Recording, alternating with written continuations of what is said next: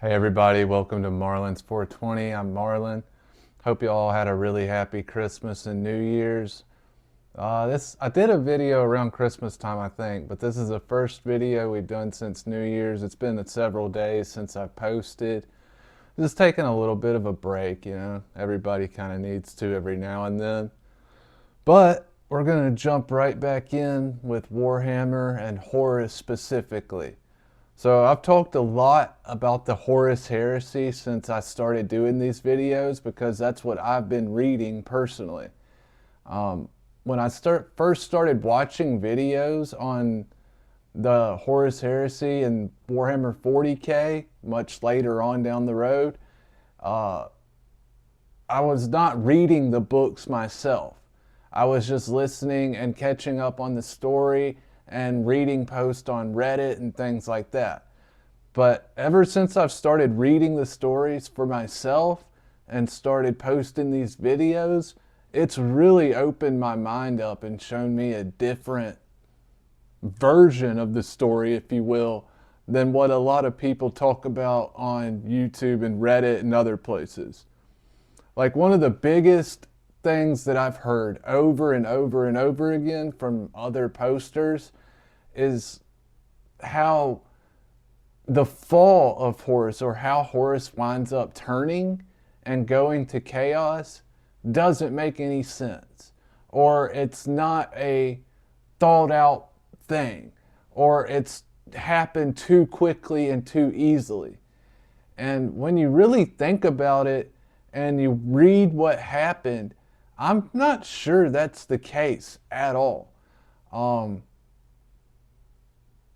When we see Horus injured and he goes into his coma and all that, before all that, he's already having issues mentally with coming to terms with the Emperor being gone, his position as the new leader, you know, the commander-in-chief, if you will, the war master. And that's a big, huge leap forward for him, and he's conflicted. You know, he's super arrogant. He's super, look at me, and he thinks he deserves it. And he wouldn't have wanted it any other way. But at the same time, he's got all these conflictions going on in his mind, especially when it comes to the Emperor. And then when he's stabbed and they take, you know, he goes into his coma and they take him down to Davin, and Erebus, you know, does his thing. By the way that Erebus gets into Horus's dream state, that shows a fucking commitment on a level that a lot of people do not give this dude credit for. He had to have his throat cut, and he died for all intents and purposes in order to get into that dream state that Horus was in. And he was not aware either that the mage, witch, or whatever you want to call her that helped him do that was going to do what she did. He was not expecting to literally have his throat cut. He knew that there would be a price paid in blood, but I don't think he expected that, especially by the way he treats her later on. But anyways,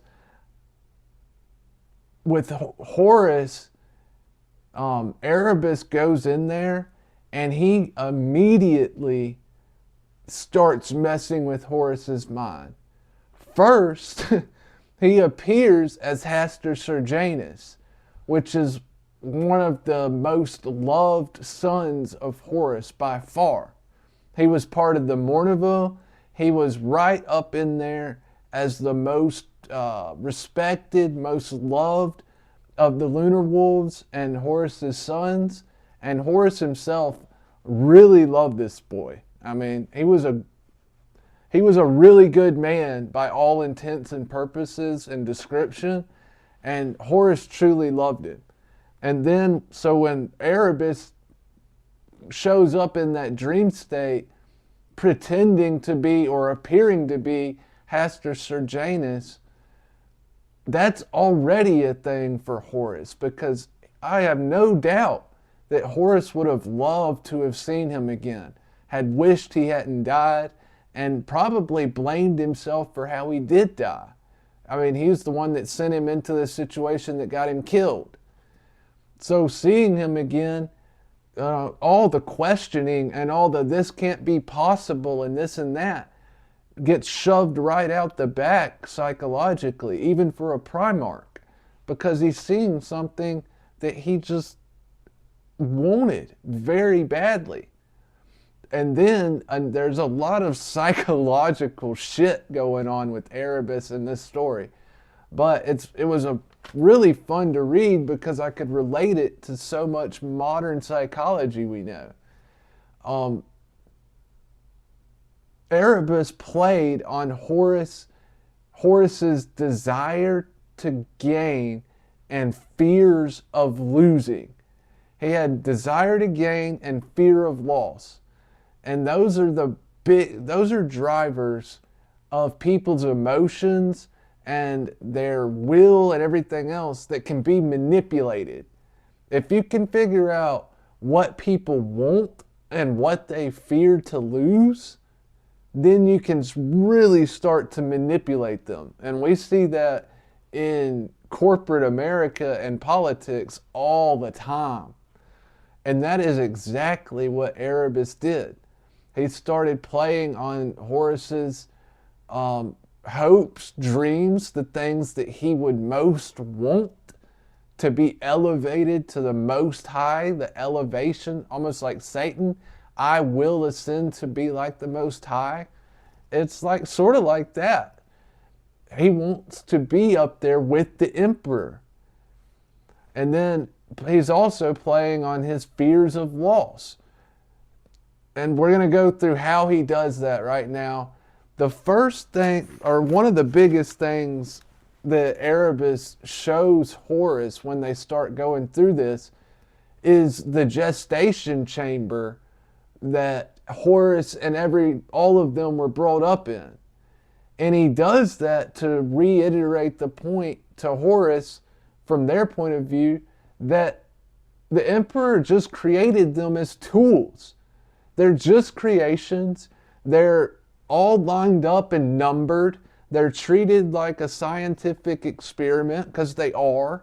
And Hastur Serjanus, aka Erebus, is showing him all this while he's also filling Horus's mind with doubts. The Emperor only did this so that he could abandon you all and propel himself to godhood. He left us. He abandoned us all out here and left you in charge. You're the one who stayed with us. You deserve this. That type of thing, right? And it worked really well. There's also a moment, the most interesting moment in that whole scene for me is as the warp starts to rip everything apart in the gestation chamber, and it's like a warpy nuclear fire where everything's being pulled away, sucked into the warp, and thrown out God knows where. And as all this is happening, the custodies are rushing in, and here comes the Emperor. And as he does so, he looks around, excuse me, and he sees Horus. Now, how he sees him, what he sees, what the Emperor thinks he is in that moment, or where or when he is, or whatever, those are all really complicated questions for Warhammer, and they can get really tricky to answer because the timeline almost can be So, but the Emperor sees him, and time and everything starts to slow and eventually almost pretty much stops. Like how this is happening and how the Emperor's doing this from then to there and all that, I don't know, because this is technically in the past, right? But the Emperor basically stops time and stops everything that's going on around them, looks directly at Horus, and basically verbally smacks him and says, you know, what are you, basically along the lines of, what are you doing here? You're following the wrong path. Get out of here. And then he turns around and with no snap of the fingers, no goodbye, nothing, everything just goes back to normal. The whole fucking thing gets pulled apart and Horus gets sucked in with him, or with it, and it all gets spit out into the warp. And why the Emperor did that, and what the Emperor thought he was seeing, and when Horus was, or where he was, or what he was, I don't know. But that was just weird that he did that to me. I was like, Emperor, Big E, man, if you saw this and you knew this happened, you could have fucking stopped all this right here. Horus was asking for help. That's also true. I mean, that's also was happening.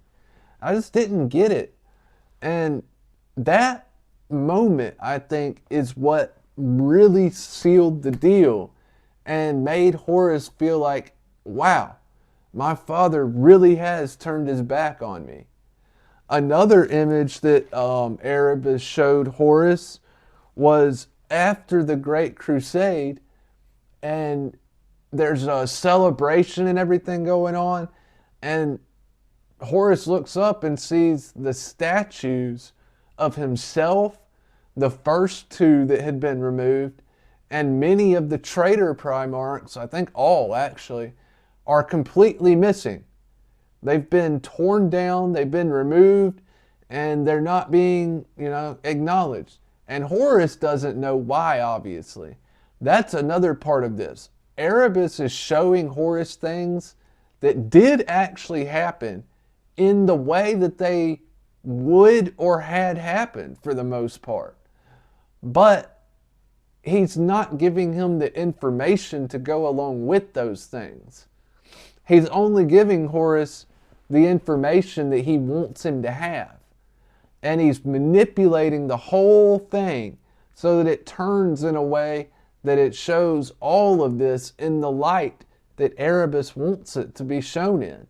I mean, this is high level, top tier fucking gaslighting and manipulation on Erebus's part. And when Horus sees that, he's like, what happened? And everybody knows, right? This is a massive fear of Horus and probably many of the other Primarchs. They do not want to wind up like their first two brothers that were just... We have no information about the first two who were erased. None. And there's a point in time where Horus wants to go confront Malcador about their statues being removed, and Malcador almost fucking kills him for even trying to say their names. So, I mean, it was crazy.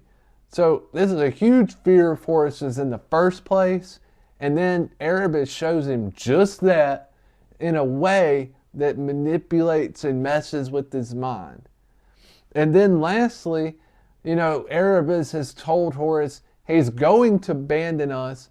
He's going to use us all to elevate himself to godhood. And then he's going to leave us here to rot and figure it out on our own. In basic gist, right? And then he shows, he shows Horus a scene in 10,000 years later, whatever, of the masses and the worlds worshiping the Emperor. And we know that comes to pass, right? Because it's like the literal religion of the 40K. The imperial truth back then is there is no God. The imperial truth in 40K, the Emperor is the God.